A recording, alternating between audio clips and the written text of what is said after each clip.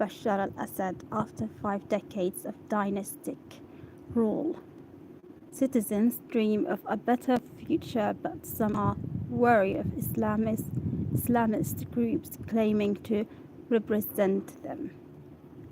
The people of Syria have celebrated the fall of Bashar al-Assad and dared to dream of a better future after 5 decades of dynastic rule came to a sudden and unexpected end with the dictator,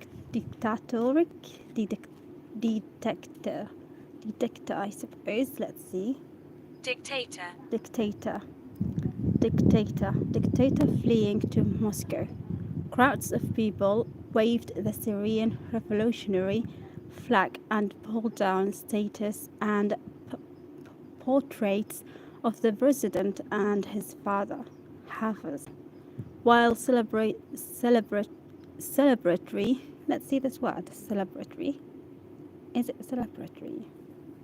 Celebratory. Okay. Celebratory gunfire and car horns echoed around Damascus on Sunday as an astonishing rebel advance reached the capital.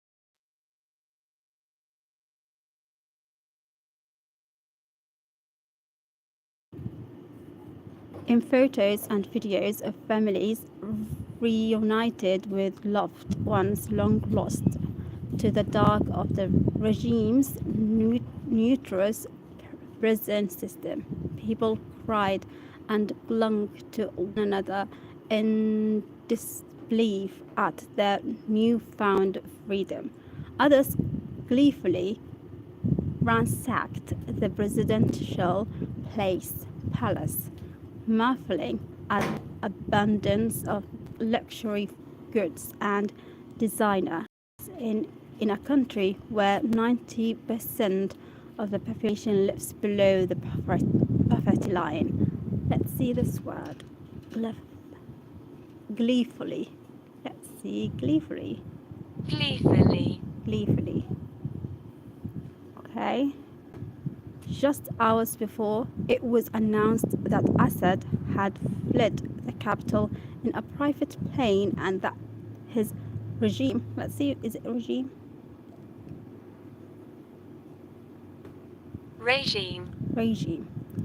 And his regime had fallen. On Sunday evening, Russian state news that the president and his family were and had been given asylum on humanitarian grounds. The major road linking the Lebanese city of Beirut to Damascus was lined with discarded army uniforms on Sunday after Syrian army soldiers discarded them upon realizing the leader had abandoned them after 54 years of his family's rule over Syria. Syria erupted into the deadliest war of the 21st century, complicated by the interests of foreign powers, when the Assad regime began a brutal crackdown. Let's see this word. brutal, brutal. Brutal on peaceful pro-democracy Arab Spring protests in 2011. Assad was saved by him Iranian and Russian allies from the advance of rebel forces backed by Qatar and Turkey in 2015, as well as the Lebanese group Hezbollah, forcing the opposition to withdraw to the northwest of the country. The Assad axis, let's see this word. Axis, what is it? axis, And the Kurdish Caliphate is varies between what exactly? I think my connection is bad at the moment. Caliphate between 2014 and 2019. Yet another theater in the war that dragged in the neighboring Iraq. That is bad. The front lines had for the most part stayed quiet since a ceasefire. Let's see this word. I think it's a new word for me or not. ceasefire, where is it? Ceasefire between the regime and opposition brokered. What is this word? Brokered in early 2020, but brought back to life less than 2 weeks ago in a push by Islamist group Hayat Tahrir al-Sham (HTS) on Aleppo, supposedly to stave off an expected regime offensive. HTS, along with an umbrella of Turkish-backed milities, let's see how to pronounce this one. Militias. It's malicious. Oh, surprisingly, it's malicious. Militias known as the Syrian National Army, SNA, correctly assessed that Iran, Hezbollah, and Russia were by the wars with Israel and Ukraine. This time, no one came to save Assad, and loyalist Syrian forces fled or collapsed as the rebels moved south, taking city after city. In a broadcast on state television from the capital on Sunday afternoon, a rebel spokesperson said, "To those that bet on us and to those who didn't, to those one day who thought we were broken, we announce to you the victory of the great Syrian revolution after 13 years of patience and sacrifice." Damascus was still in a state of disbelief. Smoke from battles the night before hung over the city like a fog. Windows shook from the occasional explosion. The target and the whirring party unknown. I feel as if I am in a dream. I haven't slept and I can't observe what's happened. Fatima, originally from northwest Idlib, long an opposition bastion. Let's see this word. Bastion, said as she approached Damascus after leaving Lebanon.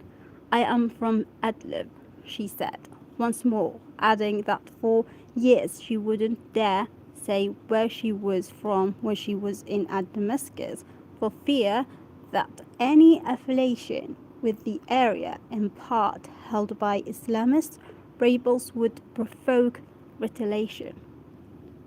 Okay, let's see this word. Is it retaliation? Really? Retaliation. Okay. No, this one. It was still unclear by Sunday evening whether Latakia and Tartus, Assad's coastal strongholds had fallen to the rebels, and fighting was reported between Turkish-backed Arab rebels and Syrian Kurdish groups in Manbij, I suppose, on the Turkish border. Separately, US forces said they had conducted dozens of airstrikes on IS forces in central Syria, adding that they would not allow the jihadist group to take advantage of the current situation to reconstitute, I suppose. Let's see how to pronounce it. Reconstitute. Reconstitute. US Central Command said it had struck more than 55 targets without specifying where. Report also emerged that Israel had launched airstrikes on regime and Hezbollah weapons depots. Let's see this word. Depot, I suppose.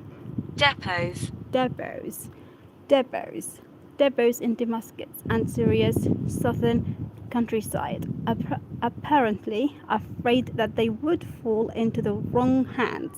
Israel also sent ground forces into areas of the Syria-controlled Golan Heights after the Syrian army's withdrawal in order to deter let's see this word. Deter rebel forces. There are still many questions and challenges ahead for Syria's future, as well as that of the wider region. The head of HTS, Abu Muhammad al-Julani, who spearheaded, let's see this word. Spearheaded the rebel offensive, announced that Syria's Prime Minister Mohammed Ghazi al-Jalali would stay on in Damascus to lead a transitional government in the coming months. The UN Secretary General Antonio Guterres hailed the end of Syria's dictatorial regime and urged the country to rebuild after 14 years of brutal war and the fall of the dictatorial regime. Let's see how to pronounce this word. Dictatorial regime. Today, the people of Syria can seize a historic opportunity to build a stable and peaceful future. He said in a statement, I reiterate, let's see this word.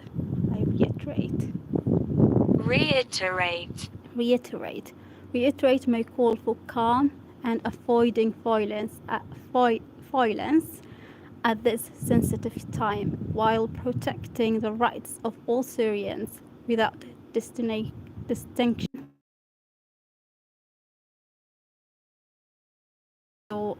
regarding Syria at the request of Russia. The US President Joe Biden called the Assad government's fall a fundamental act of justice, but also a moment of risk and uncertainty. The US would engage with Syrian stakeholders to establish a peaceful transition of power, he added. Julani was a late arrival to the capital. Fighters from the southern province of Dira, rather than HTS, were first to reach the gates of Damascus. HTS forces were preoccupied with securing homes to the north, cutting off Assad's last lifeline to Tartus and Latakia. Sorry, people from Syria, I'm pronouncing your cities wrong. The rebel leader was filmed at the historic Umayyad Mosque in the old city of Damascus on Sunday afternoon in his first public appearance after the fall of the Assad government.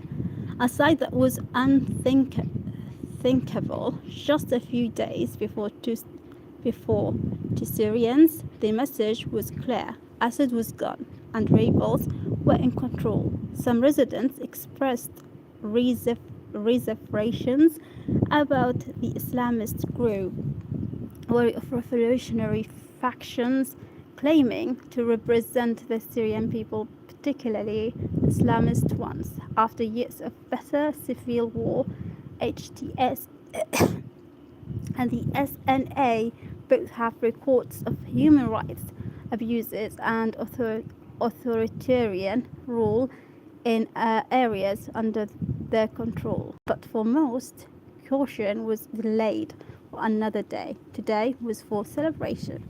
The feelings, the indescribable, said Muhammad Ahmad, a resident of Kafar Halab in northern Syria. I am angry, I'm happy, and I'm sad. But now that the regime has fallen, I can rest.